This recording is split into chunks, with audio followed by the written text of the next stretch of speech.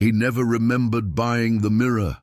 It was just there one morning, leaning against the wall of his apartment, wrapped in black velvet, taller than he was. The wood frame was carved with faint symbols, triangles, eyes, and circles that looked almost familiar. When he touched it, the surface was cold like metal, not glass. He told himself it was some kind of antique. Maybe he bought it while drunk. Maybe it was left by the previous tenant. But deep down, a quiet instinct whispered no. It wasn't found. It was delivered. That night, as the city hummed below, he caught himself glancing toward it again and again. The reflection didn't feel right. The light from the window didn't quite behave. It seemed to bend inward, drawn into the glass like the mirror was swallowing it whole. By 2 a.m., he turned off the lights to test something. Only the faint glow from the street lamps remained. His reflection was still there. It shouldn't have been. He blinked. The reflection didn't. For a long moment he stared, heart hammering, throat dry, as his reflection tilted its head first. Then slowly, it smiled. He stumbled back, switching the lights on. Instantly, the reflection corrected itself, copying him again, perfectly in sync. He stood there for several minutes, breathing hard, eyes stinging.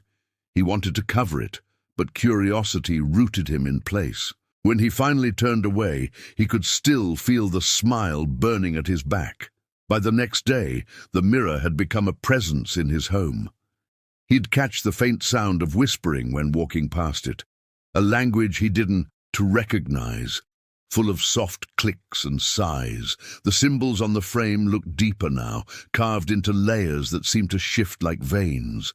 He avoided his reflection, but every time he did glance, something small had changed.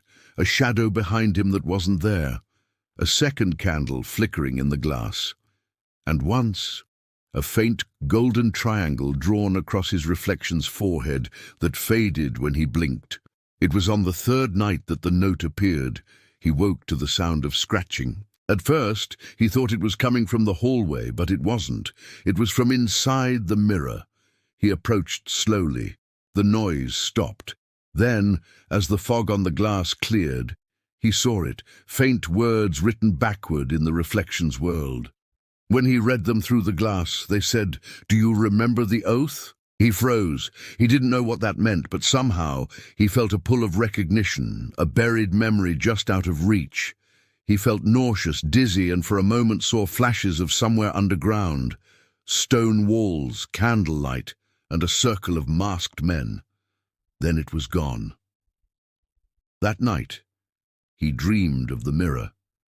He saw himself standing before it. Only his reflection wasn't copying him anymore. It was whispering the same words over and over. "Say the words, say the words." Behind the reflection, faint golden symbols floated in the dark. When he woke, his mouth was dry, his throat burning. His mirror was glowing faintly, the glass rippling like water. He should have smashed it, he should have run. Instead, he whispered, "What do you want?" The reflection smiled. Its lips moved, but the sound came from behind him. He spun around, no one. When he turned back, his reflection wasn't there at all. Only the faint sigil of a golden eye glowing at the center of the glass. And beneath it, new words were etched. In his handwriting this time, "Begin the ritual. You already know how." He didn't sleep after that.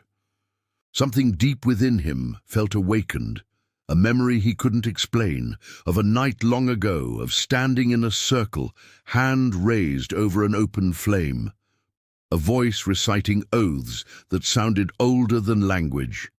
When he checked the mirror again at dawn, he saw himself holding something that wasn't in his hands. A candle, black and burning gold. The reflection moved with purpose, tracing the air with lines of fire. Without realizing it, he raised his real hand, mimicking the motion. The air around him shifted. The temperature dropped. Every instinct screamed at him to stop. But he couldn't.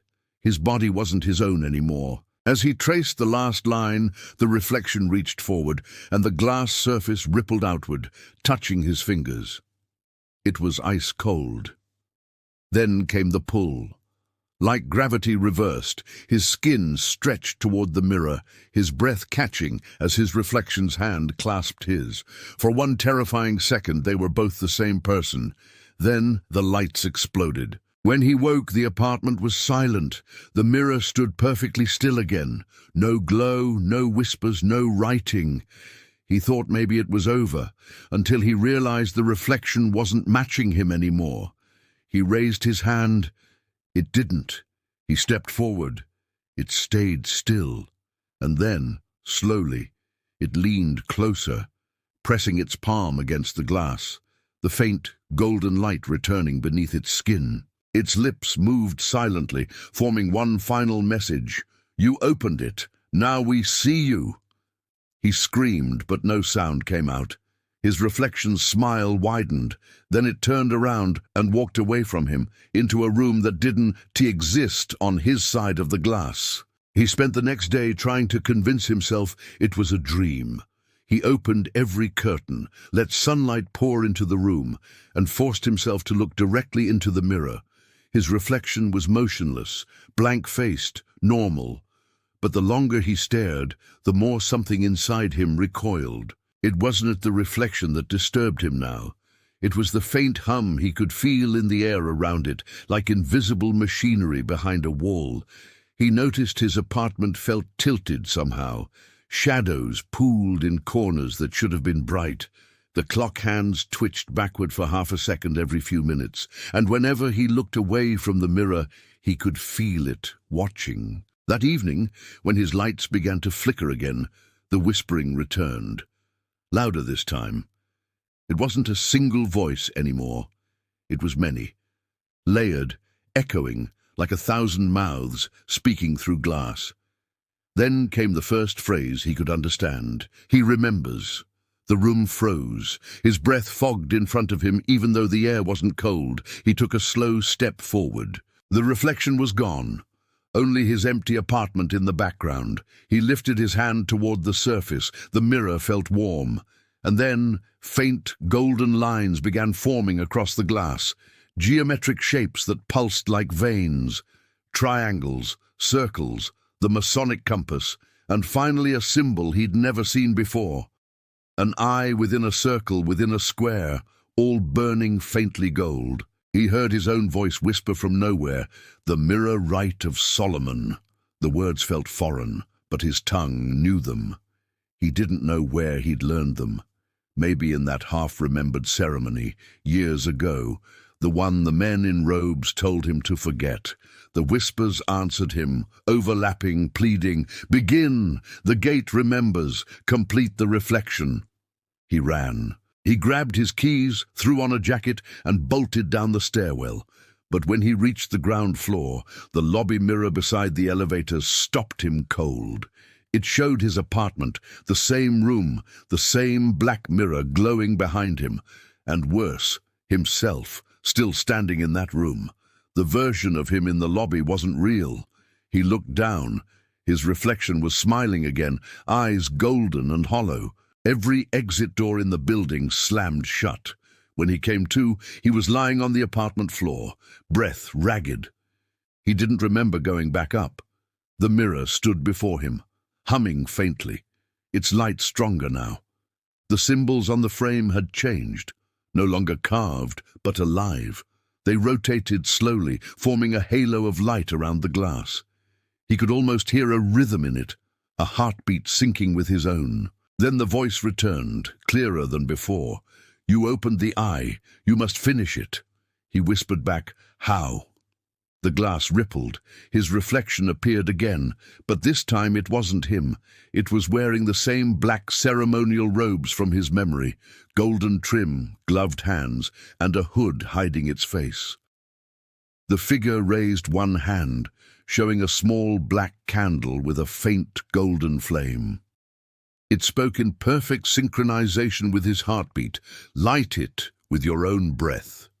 He didn't understand until he saw the candle lying on the floor before the mirror, identical to the one in the reflection S-hand. His fingers trembled as he picked it up. It smelled faintly of burnt metal, When he exhaled softly, the flame appeared, flickering gold and black at once. The room dimmed. The golden sigil in the mirror expanded outward like a doorway. He could see rooms inside it, stone corridors, tall pillars, and circles of symbols drawn in ash. The sound of chanting filled the air, echoing as though a crowd were on the other side. He backed away, but the mirror pulsed, pulling him closer with every heartbeat. The whispers turned into a single command: crossover. He fell to his knees, clutching the floor. His body burned, his vision shaking violently. Then, through the noise, he heard one distinct human voice, his own. It came from the other side of the mirror. "Finish what we began." He forced himself up, staring into the reflection. It was him, the other him, standing in that impossible room, holding a quill and a golden book open on an altar. Around him stood the hooded Freemasons, faces hidden, hands raised. He understood then. The mirror wasn't showing the past. It was showing a version of him that never left. The initiate that stayed, the one who completed the ritual, and that version was beckoning him to trade places. He screamed and hurled the candle at the mirror. The glass rippled but didn't break. Instead, the flame multiplied, spreading across the surface like veins of liquid gold. His apartment lights burst. The reflection stepped forward again, palm against the glass. The same golden triangle burned on its forehead. Its voice came out of his own mouth. "You already said the words once. You belong here." The mirror's glow became blinding. Symbols swirled faster, filling the air, carving lines of light across his skin. He stumbled back, but every wall of his apartment now reflected him. Dozens of mirrors that hadn't been there before, all showing him at different angles, whispering different versions of the same chant. "Do you remember the oath?" "Say the words. Complete the circle." He clutched his head, trying to block them out, but the sound wasn't in the air anymore. It was inside him. Then came silence. When he opened his eyes, there was no apartment, only a vast dark hall lit by endless mirrors. Each one showed a fragment of him, a face, a hand, an eye, all repeating the same movement, raising a candle toward an invisible altar. He realized with horror he was inside the ritual now. In front of him, the original black mirror stood taller than the rest, its surface pulsing with light, and from it, his reflection stepped out, fully formed, flesh and blood, eyes burning gold. It looked exactly like him, except it was calm, certain, complete. "You were the reflection," it said softly. "I am the real one." He tried to run, but the mirrors around him shifted, sealing the path. The air grew heavy, molten gold dripping from the ceiling. His double placed a hand on his shoulder. "Every mirror keeps a soul," it whispered. "Yours was waiting to be taken back." The last thing he saw before the light consumed him was his own face, smiling as it stepped back into the real world. There was no air in the new world, only silence, heavy and absolute. He couldn't tell if he was breathing or if breathing even mattered here. His lungs moved, but nothing filled them. Every sound he made came back wrong, delayed, hollow, as if he were shouting into a cathedral buried under water. The mirrors stretched endlessly in every direction. Some were cracked, some fogged, others glowed faintly with golden light. Inside each, a different version of him stared back, whispering things he couldn't hear. He turned in circles, disoriented. "Where am I?" The mirrors answered together. 1,000 mouths, one voice. "Where you've always been." The sound vibrated through his bones. He pressed his hands over his ears. It didn't help. The voice wasn't around him. It was inside him. Then, from one of the mirrors, a figure stepped forward. Not his reflection this time. It was tall, robed in black, its face hidden behind a golden mask shaped like an eye. In its hand it carried a staff carved from glass that pulsed with molten gold. "You were never meant to return," it said, voice calm but echoing in layers. "The ritual chose you long before you found the mirror." He stumbled back. "What are you?" "I am what they worship," it replied. "The eye that sees all reflections. The first mirror, the first witness." Behind it, hundreds of hooded figures appeared inside the mirrors, the same order he saw in flashes of memory. Their hands were raised in silent reverence. "You're the reason they built this," he whispered. "The Freemasons, the rituals, the oaths." The masked being nodded. "They sought knowledge that the world could not contain. They made a pact to build temples on both sides of the glass. One for the flesh, one for the reflection." He realized, slowly, that he was standing in the second temple. Every mirror here was a door, every reflection a soul trapped between realities. He felt movement behind him. When he turned, he saw his double, the version of himself that had escaped into the real world. It was staring back through a shimmering portal of glass, now faintly visible at the edge of the mirror hall. The double was breathing, alive, standing in his apartment, staring right at him. He rushed forward, pounding on the glass. "Let me out! You don't belong there!" His double smiled faintly. "I do now." The eye's voice echoed again. "Each mirror holds a balance. When one crosses, another must remain." He looked at his reflection, horror dawning. "So I'm the one trapped?" The golden mask tilted. "Trapped? No. Enlightened. You are now part of the reflection, a guardian of the gate." "I never agreed to this." The eye stepped closer, golden light spilling from the cracks of its mask. "You did agree. Long ago, when you took the oath of the inner circle. You spoke the words before the mirror, before you were born in the world above. You are the returning soul." He felt dizzy. Memories slammed into him, flashes of torches, chanting, kneeling before a black mirror surrounded by men in robes, a voice saying, "When you awaken, you will not remember. When you return, you will serve." His stomach turned. "No, I didn't choose this." The eye raised its hand. The mirrors began to vibrate, rippling like water. Inside them, the other versions of him started to whisper in unison, "Join! Join! Join!" He screamed and backed away, but the mirrors pressed closer, hundreds of hands reaching out through the glass, touching him, pulling him toward the nearest reflection. The air filled with a deep hum, vibrating through his skull. "Stop!" he shouted. "I don't want this."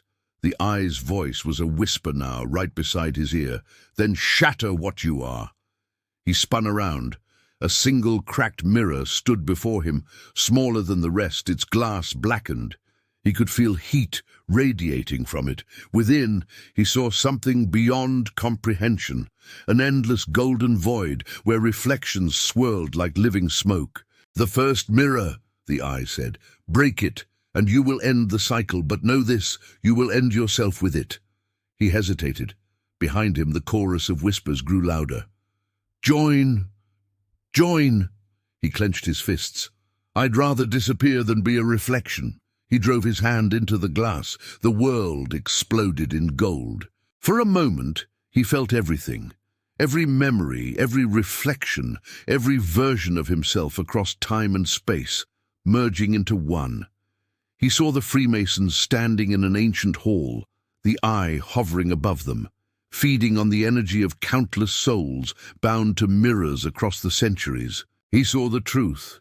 The rituals were never meant to summon anything. They were meant to feed it. Every oath, every initiation, every mirror placed in their temples, all conduits for the eye to grow stronger. And now, he was the power source. When he woke, the mirror was gone. The apartment was silent. Morning light spilled across the floor. Everything looked normal again, except for one detail. The reflection in the window didn't match his movements. It blinked a second later. Then it smiled. He stared at it, paralyzed, as the reflection leaned closer to the glass, eyes glowing faintly gold. His own voice came from its lips. You can't break the mirror. You are the mirror. The glass rippled once like a heartbeat, and then everything went still. But that night, far beneath the city, in a hidden Masonic chamber, a black mirror began to glow again. The hooded figures gathered in silence. The eye symbol flared to life above the altar, and through the reflection, a familiar face appeared, his face whispering the words the Order had waited centuries to hear. The reflection has returned. The world didn't end with an explosion. It ended with a ripple. The first one came at midnight, a soft vibration that passed through every mirror on Earth. People thought it was an earthquake, but cameras didn't shake. Glass did. Reflections wavered like heat mirages, distorting faces, stretching smiles, and for a heartbeat the reflections blinked on their own. No one noticed at first, but the few who did, those who stared long enough, swore they saw something standing behind their mirrored selves. By morning, the news was full of strange reports. Mirrors cracking in perfect circles, phones refusing to show live reflections. Even lakes, natural mirrors of the world, began to shimmer with faint golden light. And somewhere, in the hidden Masonic temple beneath the city, the ritual chamber had awakened. He stood at its center, the man who had once been alive, the man who had once escaped the mirror. Now he was both, reflection and flesh, merged into one. His veins glowed faint gold beneath the skin, and when he breathed, the air distorted around him like rippling glass. Before him stood 12 hooded Freemasons, the highest of the order, each holding a fragment of a mirror bound in iron. The fragments vibrated in sync with his pulse. Behind them the black mirror towered like a gate, alive with molten light. "You were the chosen vessel," one of them said, his voice trembling with awe, "the only one to cross the threshold and return." "I didn't return," he said quietly. "I brought it with me." The chamber darkened. The golden eye above the altar opened, flooding the room with light that pulsed like a heartbeat. "Then it begins," the Grand Master whispered. "The reflection age." He felt the pull before he saw it, an invisible current flowing through him. The fragments held by the other Freemasons began to hum, vibrating faster, their light merging into a single golden beam that converged in his chest. He gasped, his body convulsing as the energy surged through his veins, his mind fractured. Flashes of countless lives filling his thoughts, children laughing, soldiers dying, people staring into mirrors across centuries. All of them, him, all connected through reflection. "The eye feeds through the mirror," said the Grand Master, his tone reverent, "and you are its vessel." The black mirror behind them began to expand, its surface stretching like a liquid horizon. Shapes moved within it, hundreds of silhouettes pressing against the glass, desperate to escape. "Stop," he whispered. "You don't understand what you're opening." The Master smiled beneath his hood. "We understand perfectly. We are not summoning a god. We are becoming it." The chamber trembled. Every mirror fragment exploded into dust. The energy ripped through the temple like lightning, carving golden runes into the stone walls. The eye above the altar flared, and then it blinked. The black mirror cracked, splitting into thousands of shards that hovered in mid-air, each one showing a different place in the world. Bedrooms, offices, temples, cities. Everywhere, reflections looked up at the same moment, all eyes glowing gold. Through them, voices whispered, "We see you." He fell to his knees, clutching his head as the whispers became screams, millions of them. He could feel their hunger, their longing. They didn't want to worship the eye, they wanted to live. "They're not reflections," he realized. "They're us, every choice we never made, every version we never became." And now, freed from the mirrors, they were crossing over. The world above descended into chaos. Mirrors in homes shattered as figures stepped out, not demons, not monsters. People, perfect duplicates, but hollow-eyed, golden-lit and whispering the same phrase, "We were waiting." Cities fell silent as reflections replaced the living. Glass skyscrapers pulsed with light, every window a doorway. In the temple, he tried to resist. He reached for the cracked black mirror, shouting over the noise, "Take me back, I'll finish it. Just stop this." The eye's voice filled the air. "There is no stopping. There is only balance. One world of flesh, one of reflection, now one and the same." He looked up at the Freemasons. They were no longer men.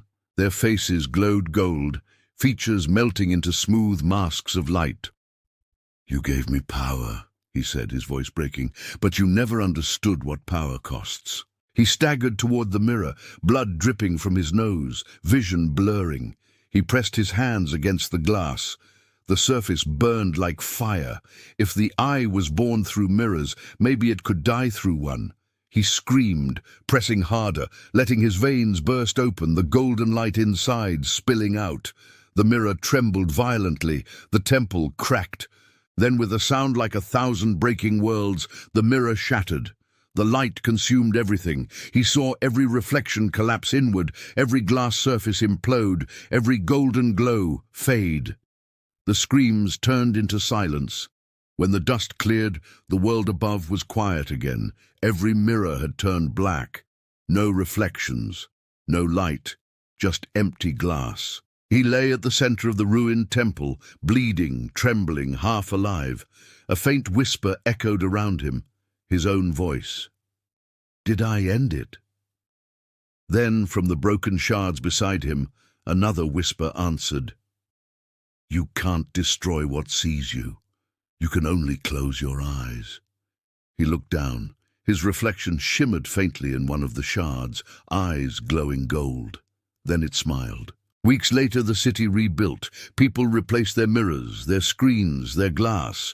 But sometimes late at night, someone would swear they saw movement, their reflection turning half a second too late.